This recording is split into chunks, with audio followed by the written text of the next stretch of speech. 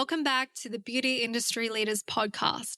I'm your host, Sammy Kennedy. In today's episode, we're diving into one of the most important topics for salon and beauty business success, and that is creating an incredible client experience for long-term loyalty. We'll explore why so many businesses struggle to retain clients, common pitfalls like lack of personalization and inconsistent service, and most importantly, how you can elevate your client experience to build loyalty, increase bookings, and turn unsatisfied customers into raving fans. Whether you're looking to improve your customer interactions, handle complaints better, or create a personalized touch that keeps clients coming back, this episode is packed with actionable tips and insights to help you succeed. So just for a bit of a backstory, since I started working at the age of 10, I've always been in customer-facing roles. So over the years, I've been a part of 11 different businesses. So I've had 8 family ventures in entertainment and event space, including a bowling alley, go-karting business. We've had a drive-in cinema. We've run 6 rodeos. Last year, I ran a music festival with my dad. That's just to name a few. But on top of that, I've had 3 of my own businesses, which included a beauty salon, running the Mrs. Australia International Beauty Pageant last year in Sydney, and also doing business coaching for the last 2.5 years. On top of that, I've even had the opportunity to work in the luxury market, applying protective film to $1 million watches. And the reason why I share this with you is because what's fascinating is that despite the variety of industries, services, and clients, every single business has shown me that customers consistently care about 3 things. And so if your clients aren't rebooking, they aren't rebuying from you or recommending any other people into your business, I want you to have a look at what you're doing with these 3 things in your salon or beauty business right now. So firstly, people care about the quality of the result. At the core, customers come to you to solve a problem they're experiencing. Whether it's a beauty treatment or product, they're measuring the quality of the result by how well you've resolved that issue for them. Secondly, they care about the quality of the experience. It's not just about the end result. It's about how your products or services make them feel throughout the entire process. So was the delivery of the service or product enjoyable, seamless, and memorable? And then thirdly, they care about the perceived value. So this is where everything ties together. Customers assess whether the quality of the result and the experience match, exceed, or fall short of the price they paid. Is what they're getting worth more or less than the cost? High perceived value drives loyalty, while low perceived value leads to dissatisfaction. So these 3 elements, quality of result, quality of experience, and perceived value, are what customers consistently care about no matter the industry. So why should you be focusing on customer loyalty in your beauty business? Well, customer loyalty is the key to business success because it drives increased revenue, reduces acquisition costs, and provides a consistent income stream. Loyal customers will spend more. They'll refer others, and they require less marketing to keep them coming back. Not to mention, they also serve as a powerful brand ambassadors, spreading positive word of mouth and leaving glowing reviews, which attract new clients. So if you've noticed how your business has performed during a cost of living crisis and all of those things, in tough times, loyal customers offer that stability. If a customer really values your beauty services or products that you're selling, even in tough times, those loyal customers will offer stability, continuing to buy off you. If you can focus on building strong relationships, you can gain valuable feedback, improve your services, and create a sustainable path to long-term growth and success. So I want you to think about your business right now. If you're struggling to rebook clients, it may be because they, number 1, are unsatisfied with the result or experience, so they don't see the value in it, or there's a lack of trust or a lack of consistency. And number 2, they didn't feel like a valued customer. It's really interesting because I see in a lot of Facebook forums, people say, clients aren't rebooking at the moment. I feel like I'm really struggling, but I'm looking at my clients that have done the fully booked formula and managed to retain an 85% rebooking rate throughout the last 4 to 6 months. And I can tell you what the difference is. They really focused on improving their quality of the results, the experience, and making those customers feel valued. People buy with emotion and justify with logic. So if you think about it, if people are stressed out or they're not feeling good and beauty services or products are going to make them feel good, that's what they're going to buy when they need that little hit of dopamine or serotonin, whichever one it is. That's what they're going to want to buy when they need a hit of something to make them feel good. So I want to share some interesting statistics with you. A customer who has a positive experience will tell, on average, 4 to 6 people. So this can include friends, family, or colleagues, but they are less likely to broadcast it widely unless prompted or asked. That same customer who has a negative experience will tell 9 to 15 people on average, and some may tell 20 or more. They are more motivated to share their dissatisfaction rather than when they're satisfied. And unfortunately, that is just the way humans are geared. That's really interesting because customers are more likely to remain loyal after a positive experience, with 60 to 70% likely to return and become repeat buyers. But after a negative experience, 67% of customers will leave the business without ever complaining directly to the business, and they just simply choose not to return. As Bill Gates says, your most unhappy customers are your greatest source of learning. Even though it might cut a little deep when someone's had a bad experience or they're giving you some feedback or something goes up on social media, it is a great time for you to check in and start making some quality improvements to your business so that that doesn't happen again in the future. The key is to not take negative feedback so personally and think about it as a stepping stone for you to really enhance and improve your business. I've definitely had some feedback in the past that has hurt, but I've realized it's not actually a personal attack at me.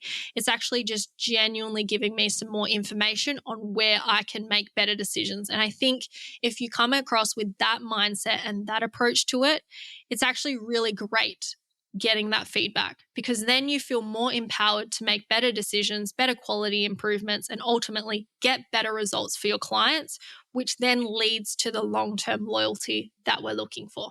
So I did some research into why people don't rebook with beauty services.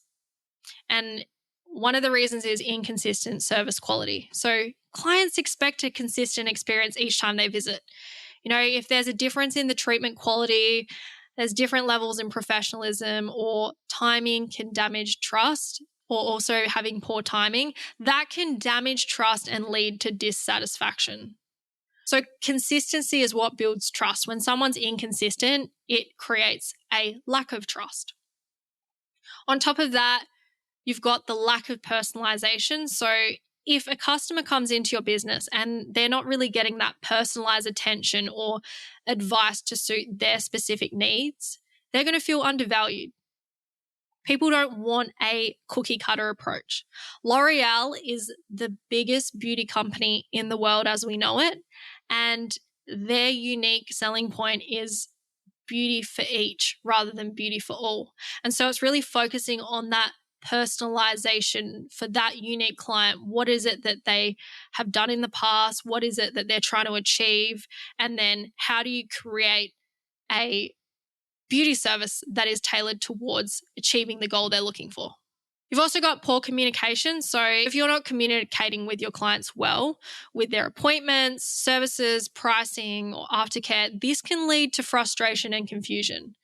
So having really clear and effective communication is key to managing those client expectations. Another one is overbooking and long wait times. So beauty businesses often struggle with balancing their schedules. If you're overbooking, that could lead to rush services. And then if you've also got long wait times, that can upset clients. So it's just finding that balancing act between delivering a quality service, having enough of a buffer time for you to reset, put that sale through, and then welcome in the next client. Now, this is a huge one. Most of my students that have gone through and done fully booked formula always have neglected this from their marketing strategy. And that is not having a follow-up process in place. So if you're not following up with clients after treatments or appointments, they're going to feel a lack of engagement. So that can lead to missed opportunities for feedback, retention, and future bookings. If you saw my reel the other week, it was like you sending that "we miss you" text, 2 to 3 months after a client has been in, is just like an ex sending you a "are you up" text. You don't want to be a booty call. You want to be the person that they actually want to spend time with and they value. And it's the same with your clients. So having a follow-up process in place, sending them a message, checking in, are they happy with the service that they've had? Are there any changes or improvements that you could make in the future? That's going to make them feel valued and want to rebook. Another reason why people don't rebook services is because you haven't been able to address the complaint or the feedback that they've provided you with. So how you handle complaints is crucial. If you ignore it or you don't address it properly, it could really lead to a damaged reputation. If you can give them empathy and create a resolution, that can actually enhance client loyalty. It's really interesting because I do see this happen a lot. People will put up screenshots of messages between them and clients on Facebook forums asking for advice. And sometimes the business owner is taking it way too personally about, the client complaining about the result. And they're actually sending quite attacking messages, as in like, it's your fault, well, you didn't do this, and really blaming the client. If you've been doing this or you have done it in the past, I want you to think about if you've ever had a relationship and you're arguing with your partner. When you're trying to explain something to your partner, you're obviously upset. It's hurt you.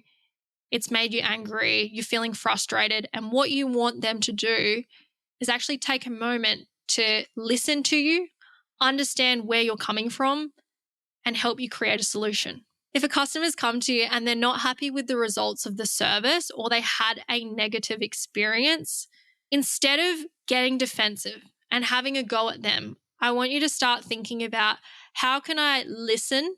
How can I understand? And how can I solve this problem for them? Like I said before, 89% of clients who had a problem with a beauty business are willing to return if their complaint is handled swiftly and satisfactorily. So you got to think about this. Is it worth my ego and creating a big drama out of it? Or is it actually taking this issue, using it as data and feedback to improve, and having the opportunity to fix that problem for the client? And the reason why I share this with you is because when a client comes to you with a problem, they're already scared. They already feel uncomfortable. They're already unhappy. The last thing that you want to do is pour more fuel on that fire and make the whole situation worse. If you can seek to understand and create that empathy with them and give them what they want, then they're more likely to either be a repeat customer or to respect you for the way that you handled that situation. And I get it. Sometimes there are nightmare clients out there who are being really big headaches and creating a lot of frustration within you. But in saying that, you can do two things. You can give them their money back and realize that it's not worth all the drama, or you can invite them back in, give them the opportunity to fix the problem, and just show that you're genuinely sorry and happy to try create a resolution for both parties involved.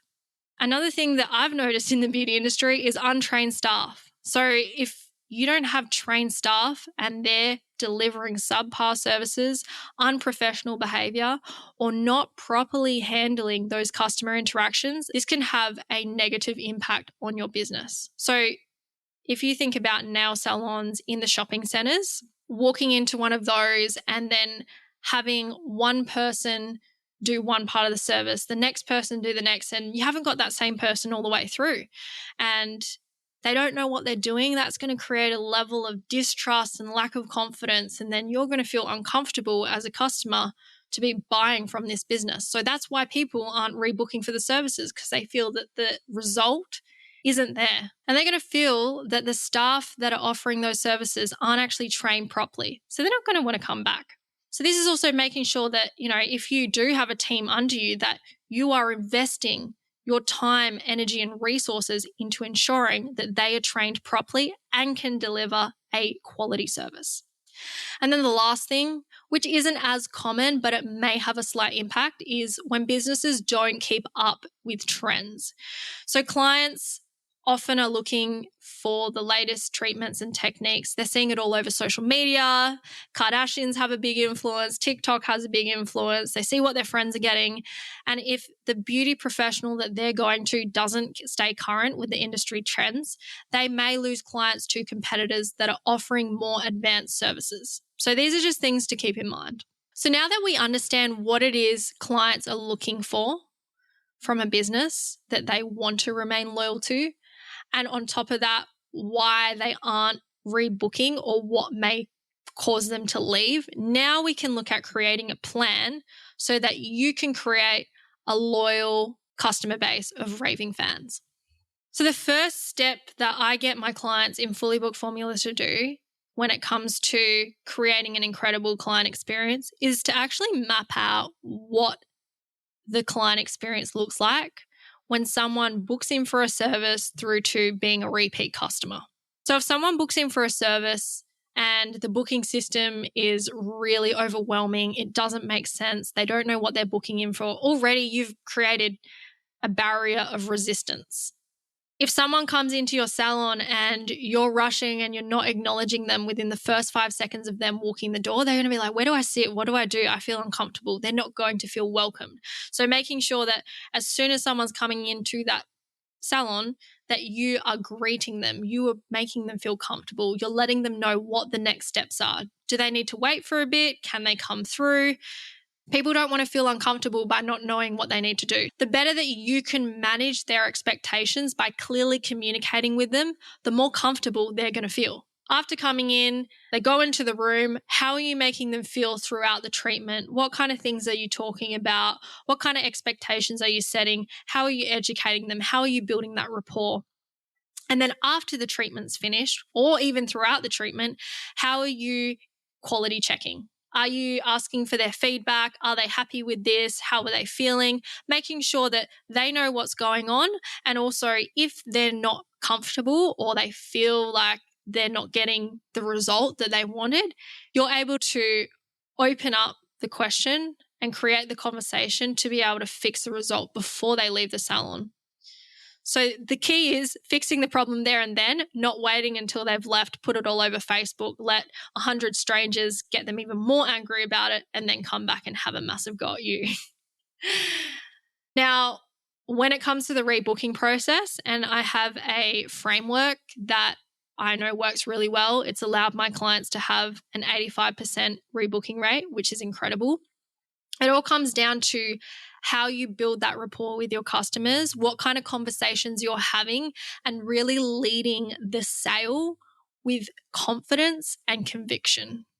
People don't buy in states of uncertainty. And so the more certain you are, the more confident, the more comfortable you make them feel, the more likely they are to rebook and want to come back for those services.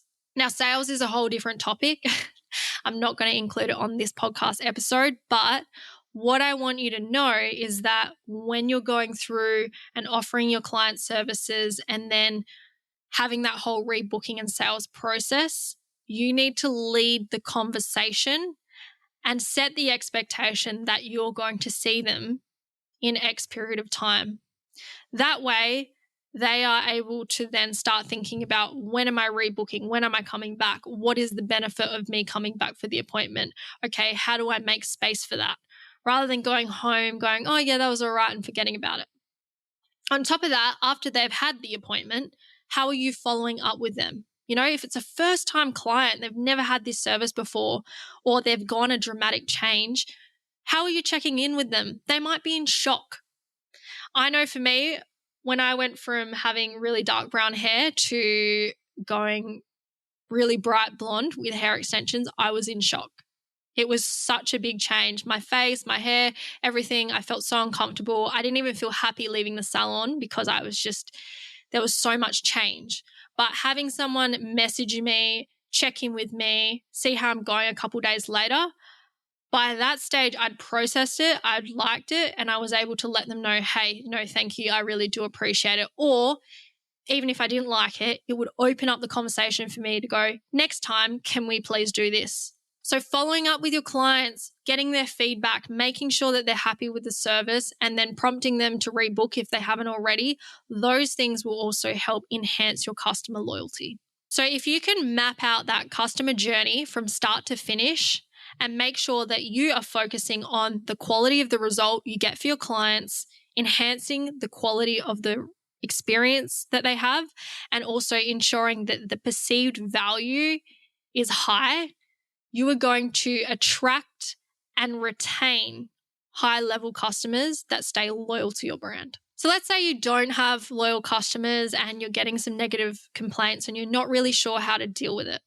I'm going to walk you through a step-by-step process of how you can deal with these situations. So the first step is always listen actively and empathetically. So allow your customer to explain their concerns without interruption. How annoying is it, like I was saying before, when you're in an argument with your partner and they just keep cutting over the top of you and you're like, I can't even get what I want to say out because you keep cutting me off and you think that what you have to say is more important than what I have to say. What you need to do in this situation is just take a deep breath. Show empathy by acknowledging their frustration and emotions. Half the time, they don't even want the refund. Half the time, it's not even about getting the service for free or whatever. They actually just want someone to listen to why they're upset and understand them. You can actually say, I understand how frustrating this must be for you, and I'm sorry you've had this experience. Or you can do what Layla Hormozi says and get even more upset than what they are feeling.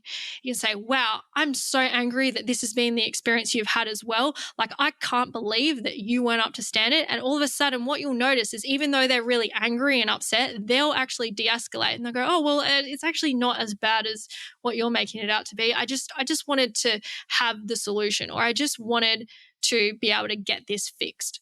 The next step is taking responsibility and apologizing. So even if the problem wasn't caused directly by your business, apologizing for their negative experience shows you care. So own the issue and express a genuine desire to fix it. When you are able to listen to these people, take responsibility for what it is that's gone wrong and apologize, that's when you start turning those people that are really unsatisfied and completely hating your brand into people that go, oh, wow, they actually really care. And if you can offer a solution for them, so whether that is having them come in and you do a free fix up, whether that's just giving them the full refund or part refund or whatever it is, do it as a gesture of goodwill. Now, after that, you also want to follow up with them. So after resolving the issue, follow up with the customer to ensure they are satisfied with the resolution. This step is crucial to restoring trust. So you could give them a thank you note, call them in, check if the issue is fully resolved. What they will do is start to realize that you really care about the way you treat your clients and making sure that they feel like they're a valued customer. What you can then do is document and learn from the complaints you get. So record the customer complaints and analyze patterns to address the systemic issues that may be causing dissatisfaction within your beauty salon. You then want to implement that feedback into the operational changes to prevent future complaints. So if you're consistently getting complaints about your quality of work, or you're getting complaints about a certain team member's performance or something like that, at least now you have a track record of what the issue is, and then you can create a plan to fix that. And the last step is to go above and beyond. So occasionally, over-delivering on solutions can turn a negative experience into a positive one, strengthening that customer loyalty. So for example, you might offer an extra discount, free services, or access to exclusive content to show that those customers are valued. So when someone has a really negative experience, and you're responding to that situation, I want you to imagine that this was your mum, your grandma, or your best friend who wasn't happy with their experience. Would you personally attack them? Would you have a massive go at them? Would you be rude? Or would you seek to understand them and come up with a solution to help them? Leave your ego at the door. It's so easy for people to jump online, posting up screenshots and causing massive dramas, which is just not worth it for your business.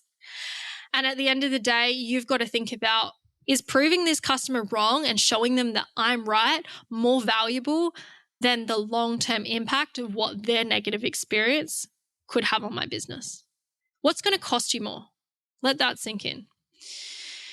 Some great examples of high-level customer service is Ritz-Carlton. So they have their empowered employees. They offer their employees to spend up to $2,000 per guest to resolve any complaint without needing manager approval. So this flexibility ensures guest concerns are resolved quickly and effectively. So for example, a Ritz-Carlton hotel employee flew a guest laptop that was left behind to a different city because the guest needed it for a presentation the next day. The outcome of this was the exceptional level of service leads to extremely loyal customers and positive word of mouth for the brand. If you think about Apple, they have really efficient complaint resolution. So Apple has a strong focus on customer support, especially through their Genius Bar. When a customer faces a product issue, Apple prioritizes resolving the problem quickly, whether through repairs, replacements, or detailed explanations.